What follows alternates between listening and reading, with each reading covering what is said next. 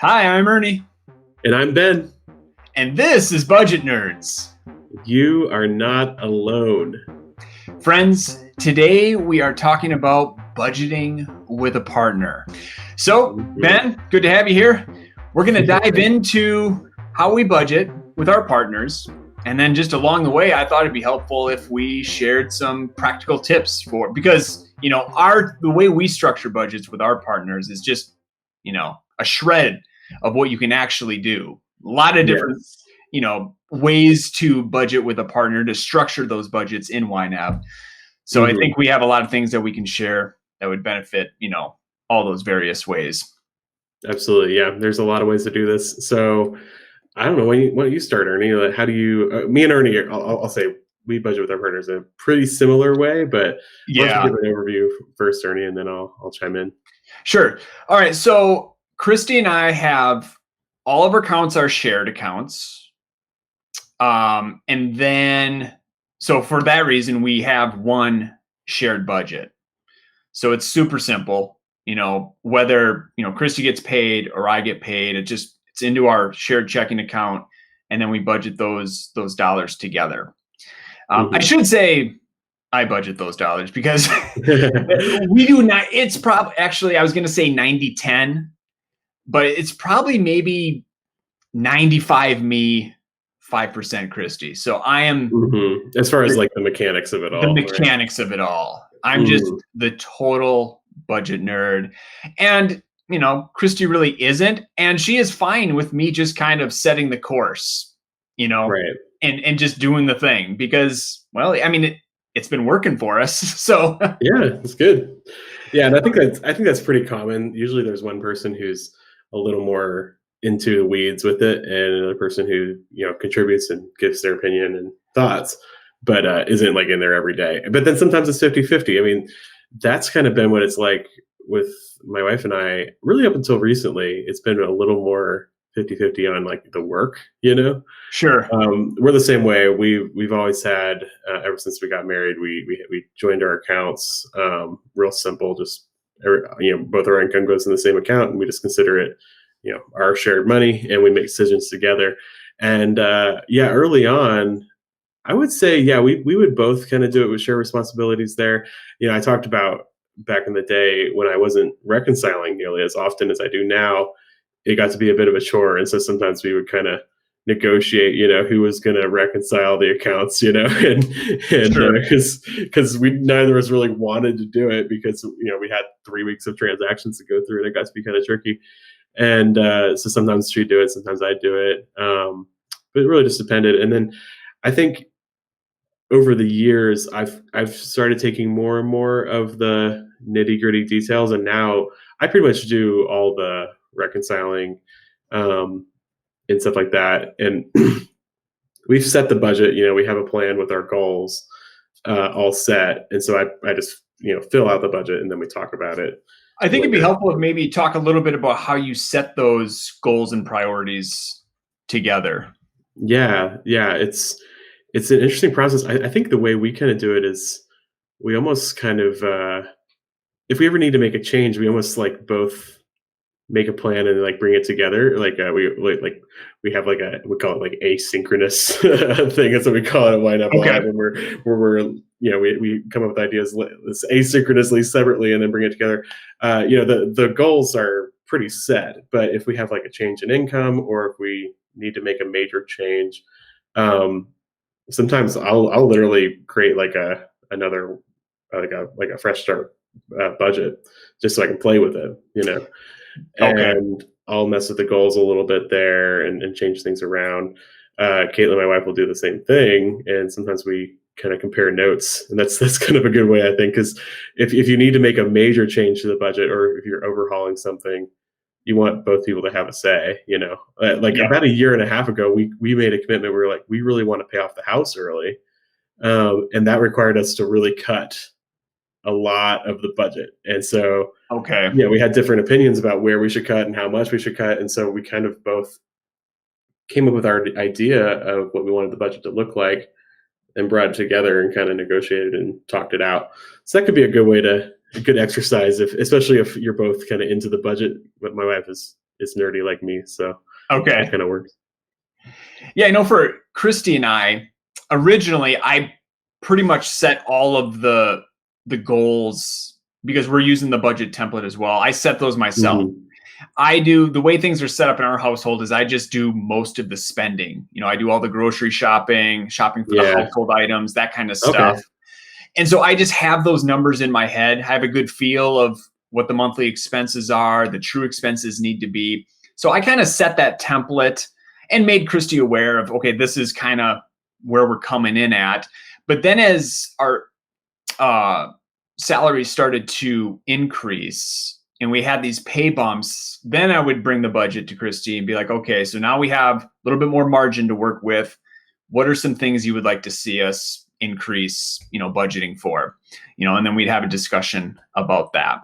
Yeah, that's cool. And then I think I was just going to say also like communicating with Christy about, okay, anything coming up this month that you foresee us buying a lot of, like I've mentioned before, we're homeschooling the boys this year. Mhm. So, Yeah. we had to plan for that ramp up of books and, all that kind of stuff. In the summertime, when we're not in the middle of a pandemic, what are all the activities that we're going to be planning and scheduling for the boys? So just talking through those things so that I can then go back to the budget and make sure that money is available when needed. Yeah, so that's interesting. So when you two are talking, you're not like, are you like sitting in front of the budget and No. making changes? Or so you have a separate conversation that's like, here's what we needs to get done, and then you go and execute it. It's Yeah, the traditional budget date that we talk a lot about here at YNAB, that really doesn't work for us. It's kind of just as things come up, we just talk about it. And then, I go back to the budget and I make it all happen.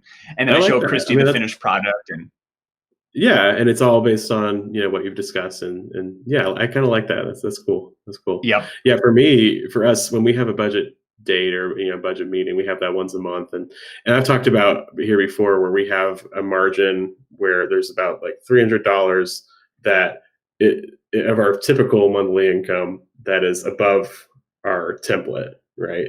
And so we make decisions about that or any extra money together.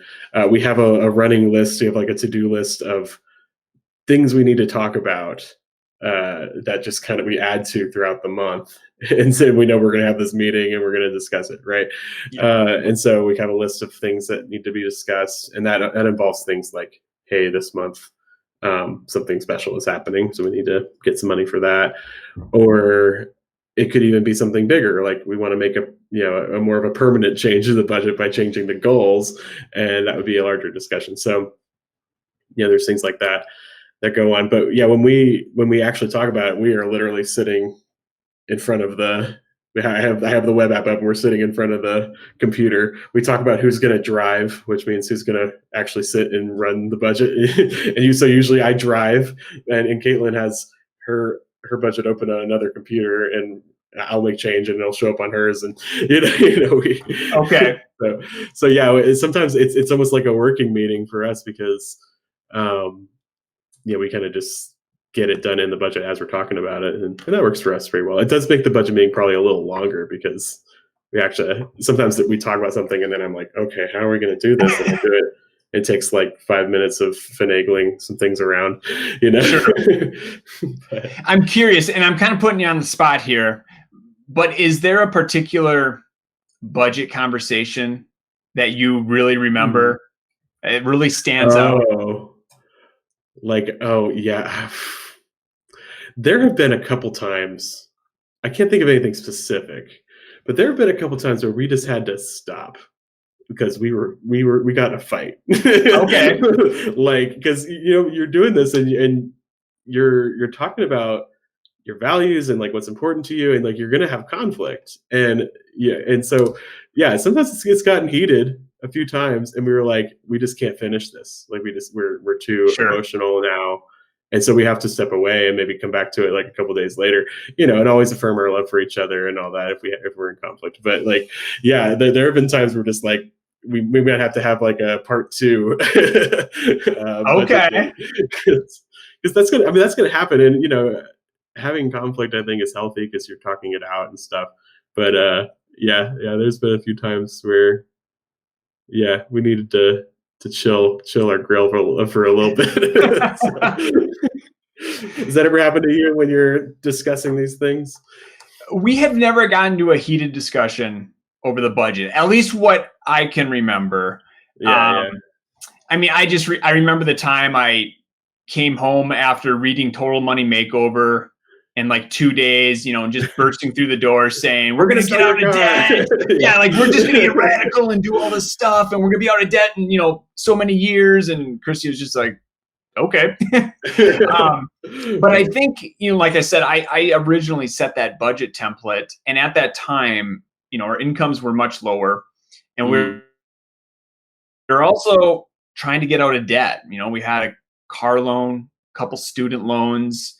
Yeah. And so things were, tight. And so we had to really tighten in on a lot of those budget categories.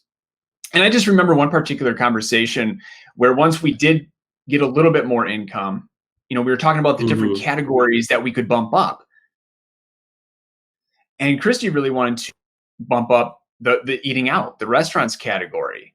And just hearing from her that she really enjoyed a regular meal out, either Sunday afternoon or maybe Friday evening or something like that, where for me, it's easy for me to skip that and just, try not to eat out hardly at all. But to her, that was a huge priority.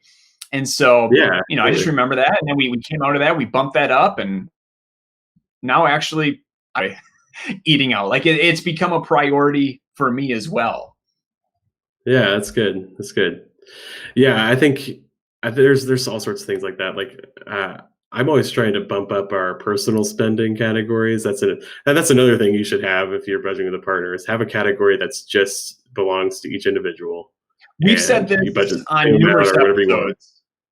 Yeah, so let's really go into it here. Because you can get to a place where, especially if things are tight, where it's like you have to talk to each other about like every decision, and it's nice to have a little wiggle room where it's just, hey, this amount of money is going to be set aside for each of us, and we don't have to talk to each other about how we spend it. Within reason, of course, but like you can spend that on whatever you want. It's just kind of a slush fund for each individual. So that's huge. I don't think we even had that at the very beginning. We added that later, and it's made a huge difference.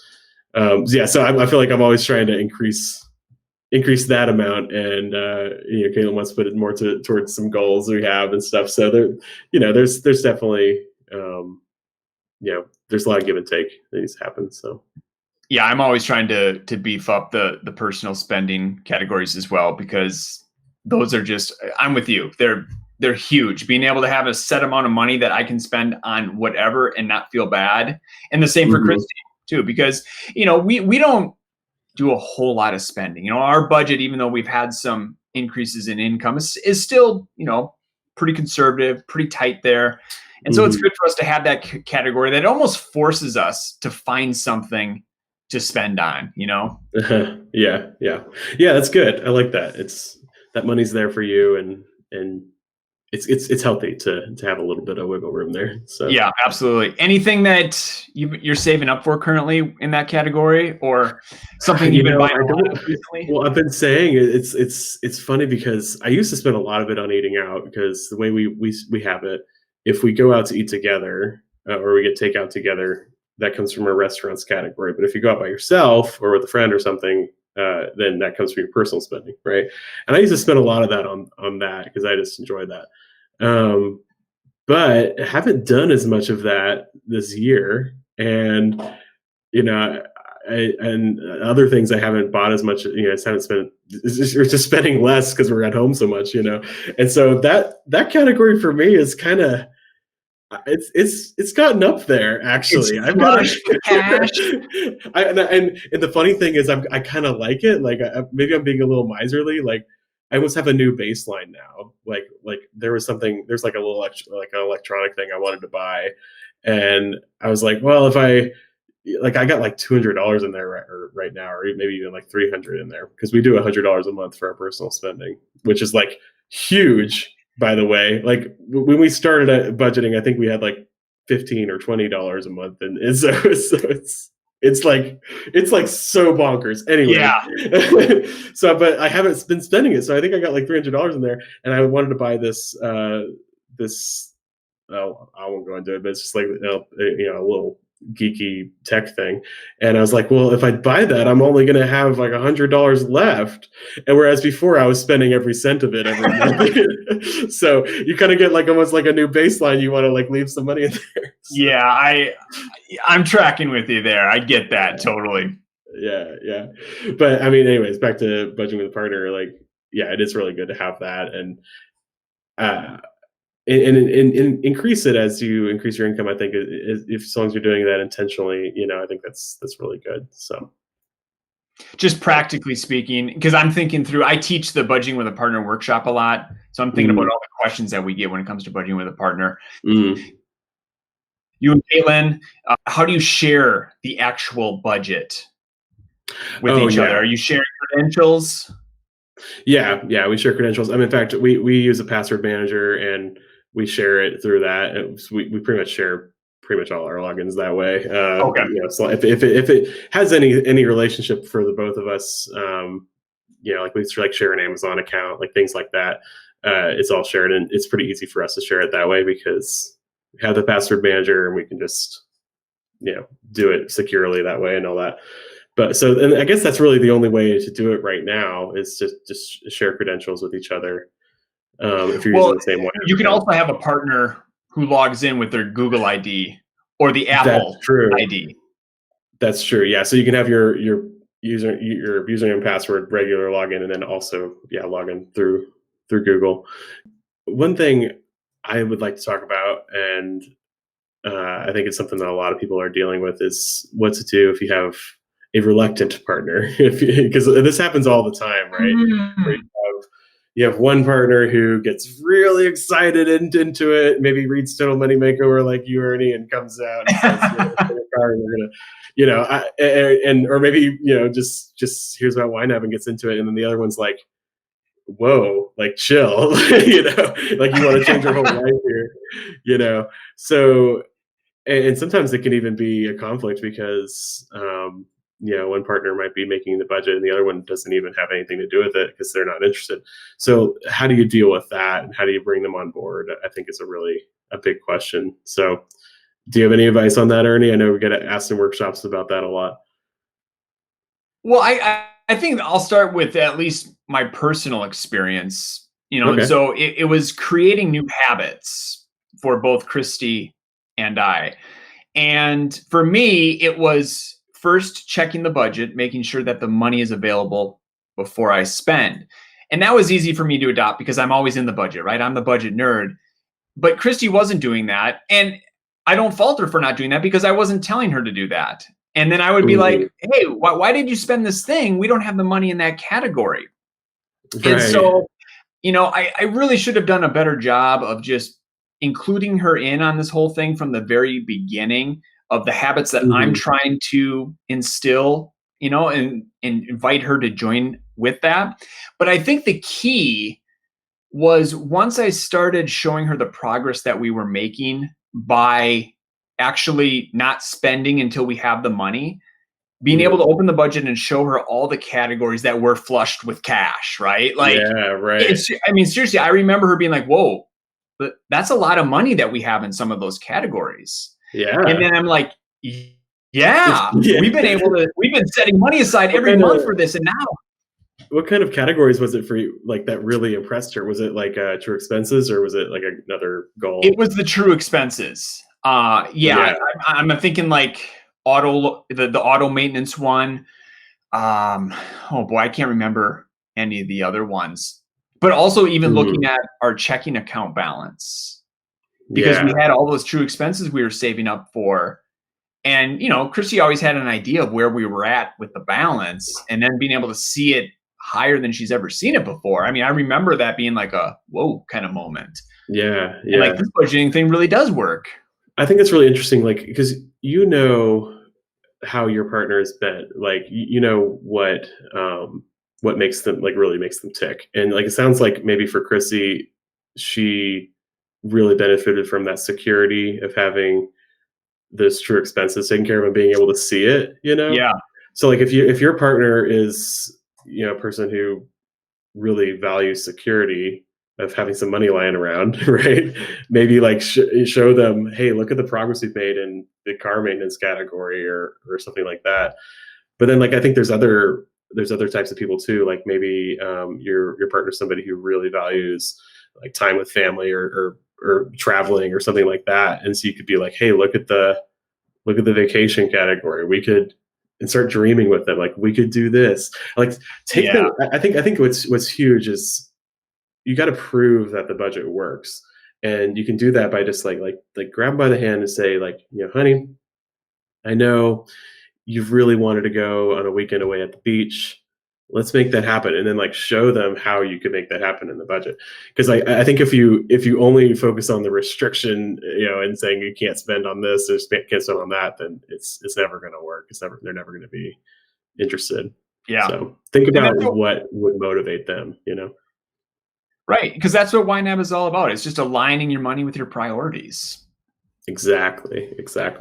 And like especially I think if you can make it something that they really want, not something that you want and like, oh, maybe they want it too, try to find a goal that they really want. Maybe it doesn't benefit you at all. Like maybe you're not a gamer and your partner wants a PS5 or something, and it's like holy for them. And you could budget for that and save for that. The reward of having them on board, because if they see the power of the budget and they get excited about it, is much. It's huge. So it's kind of an investment into the future, So yeah, that can be huge. Yeah, and then I think also just in general, trying to bring them on board as much as you can. Like let them have a say in the budget. When you have a budget meeting, if you can even get them to join you for that, I would say, push back on. Some people have a tendency to say like, hey, whatever you want to do is fine. Like whatever, like you might show them the budget and they're like, that looks good. They don't really look at it and really feel it. I would say, ask them to make a change. Like ask them to say, let's move some money from here to here.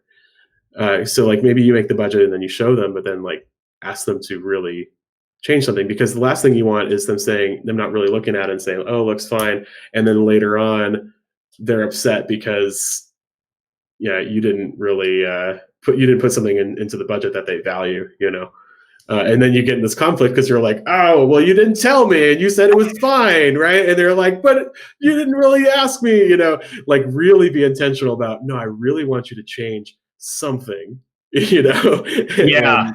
And I think that could be really good, And there's lots of ways to do this. Like Ernie and I, we both have separately, we both have shared accounts, right? But a lot of folks budget with completely separate accounts, and you could have separate accounts within the same budget. You could have separate accounts in 2 different budget files. Even a lot of folks do that, or you can kind of have a hybrid. Like a lot of folks have like 1 shared account and 2 separate accounts, and then they keep all that in the same budget file. There's lots of ways to do it. We actually have a really good page that goes over this. So we'll link to that in the description. There's even a workshop that we go over called Budgeting with a Partner. So if you want to dig in on this a little bit. Help articles on budgeting with a partner, discussion questions, videos. There's a lot of resources we put together for budgeting with a partner. So yeah, we'll definitely link to that. Yeah, especially if you really want to get into the nitty gritty of like, okay, how do I set this up? Yeah, there's a lot there. There's a lot of different ways to do it. So, well, anything you want to add, Ernie? There is actually. I want to share a funny story. Sure, I think it's funny. My wife thinks it's hilarious. I don't know what everyone else will think. But one of the first things that she learned in YNAB was how to move money on the mobile app. Okay. And what I realized she started doing was moving money out of my personal category to hers. Oh no! Just not randomly, but she would just, okay, I'm gonna move $100 from Ernie's to mine, and I would catch her because I'm a budget nerd and I'm always looking through those categories, right? And I can see what's going on. Oh man. So, but there were times where it took a little bit for me to realize what's going on, and she would eventually tell me, and then I'd go move it back. But yeah, she thought she was super, super funny. Is she just kind of messing with you there, basically? Yes, absolutely. I see. She just wanted to see what would happen. That's really funny. Yeah, I mean, it's an opportunity to tease each other and play with each other a little bit. Yep. There you go. Things and see what happens. Yeah, and I mean, speaking of mobile app, that's another thing I think is really good too. Where I think for a lot of couples, there's like we said, there's one person who's real nerdy with it and does the budget, and then there's another person who really just needs to focus on a few categories. And one thing that's really cool in the mobile apps is you can pin categories to the top, and that's the categories that you pin at the top is local to your phone. So you could have separate pin categories, and your partner could have a different set of pinned categories. And I find that's really helpful for some people, especially for people who aren't as nerdy with the budget, and they just need to know, hey, I need to know what my personal spending is and what my groceries is and what the clothing category is, and then I'm good. And your other partner takes care of the rest. That could be really helpful. Wow, I didn't push through the budget. I didn't know those pins were local. That's pretty cool. Yeah, they are local. So yeah, you can separate that by phone. So very cool. Yeah. All right. Well, on that last note, I guess we'll end it there. It's been fun chatting with you, Ernie. As always, very much so. All right. Well, we'll talk to you all later. Happy budgeting. Thanks, folks. See ya. Hi, I'm Ernie. Too hot? I was about to. I can't do this. I was about to ask you if you're starting, and then you.